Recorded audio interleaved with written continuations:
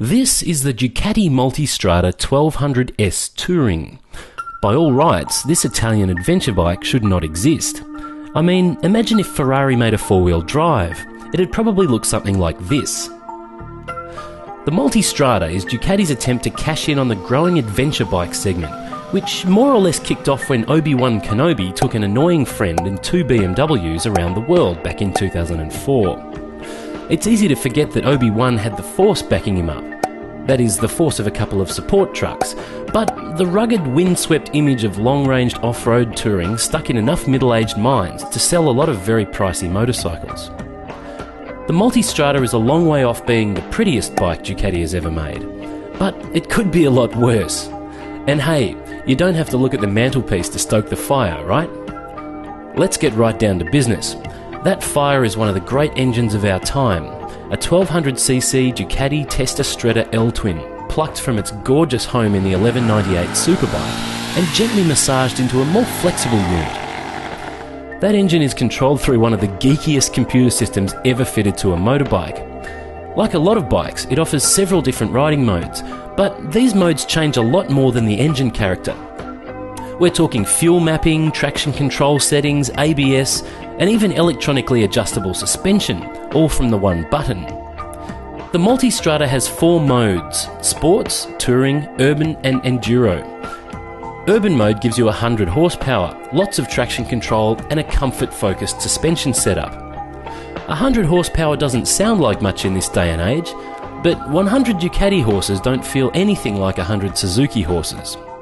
Even in this low power mode, the Multistrada absolutely hammers. It's ask and ye shall receive at the throttle. If this bike had nothing but urban mode, it would be an absolute pearler. It's a bit wide with the big bars, mirrors and panniers for serious city splitting work, but then on the other hand it's got one of the tightest turning circles of any bike I've ever ridden, making it just about the ultimate U-turn machine. No wonder we road testers like it. We spend about 60% of our day doing U-turns. Then there's Enduro mode, which softens off the suspension a bit more and keeps the throttle response fairly gentle up to the same 100 horsepower peak. But it backs off the traction control so that you can gas it up and spin the rear up a bit more on gravel and dirt.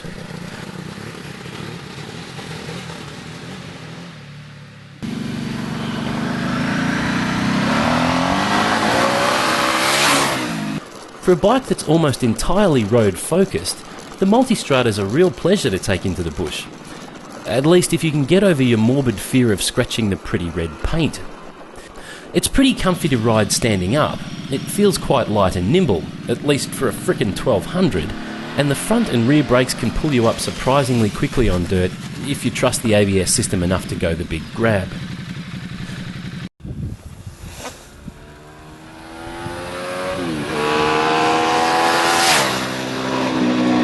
Touring mode is next up, again featuring a comfort-focused suspension setup and lots of traction control.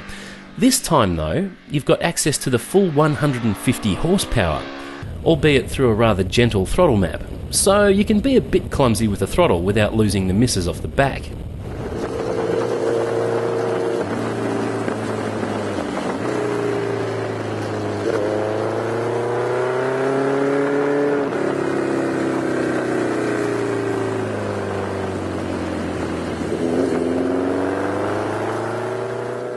It's worth mentioning at this point that all four riding modes can be adjusted for different load levels. Rider only, rider with luggage, rider and rider passenger and luggage. Unfortunately, there's no setting for badly behaved passengers. Shit. The Multistrada is a superb bike for two-up riding. Both rider and pillion enjoy a very comfortable and smooth ride. And this may be the most generous pillion seat we've ever seen on a Ducati. Plus, sixth gear at 110 k's an hour gives a pleasant vibration effect that might be a little too pillion friendly. Heated grips. Now there's a welcome addition on any touring bike. Although you should be aware that your waterproof gloves might not be steam-proof if you crank up the heat when it's raining. And now, the main event. Sports mode.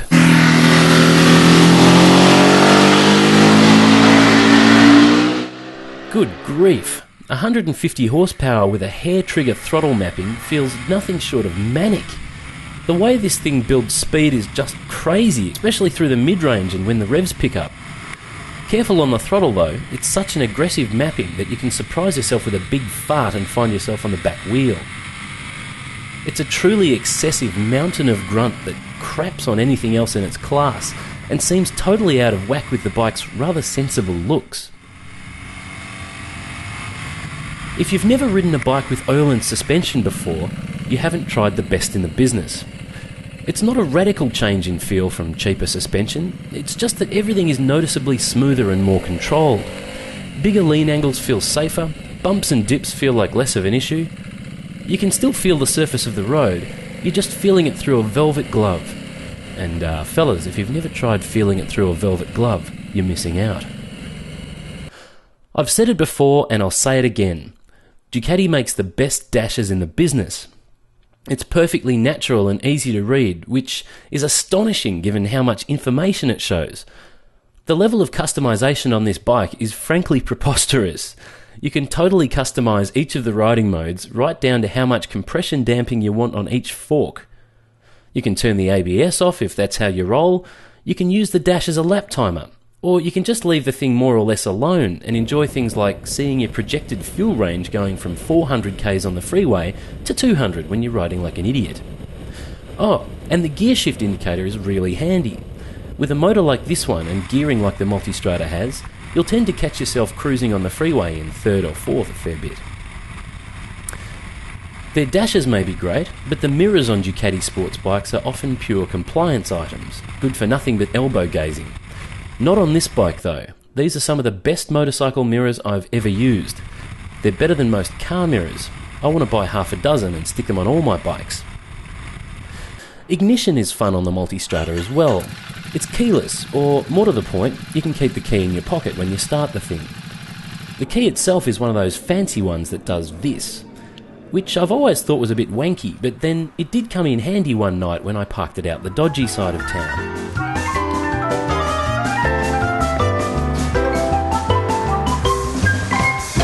How about complaints? We wouldn't be doing our job as reviewers if we didn't find a few things to whinge about. So here goes.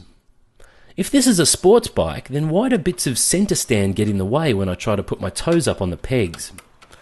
If this is a tourer, then why doesn't it have cruise control? It's not even an option.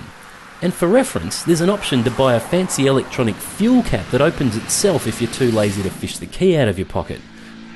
I mean, look, the fueling is completely computer controlled, you've got all the sensors you need, cruise control is 2 buttons and 100 lines of code, guys.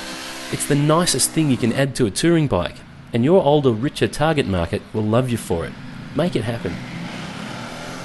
The panniers are nicely sealed and waterproof, and they attach and detach pretty easily. That is until you take the bike out in wet or muddy conditions, where bits of grime work their way into the mechanism and things get a bit stuck. But let's face it, we're talking about Ducati owners here. Wet and muddy ain't going to happen, is it? The other annoying thing about the panniers is that they're a little too nice for this nasty world. Be very careful when you put them down. They're way too easy to scratch. The gearbox gave us the odd false neutral, and we weren't being gentle with it. That's weird because the gearbox is straight out of the 1198, and we never had any dramas with that one.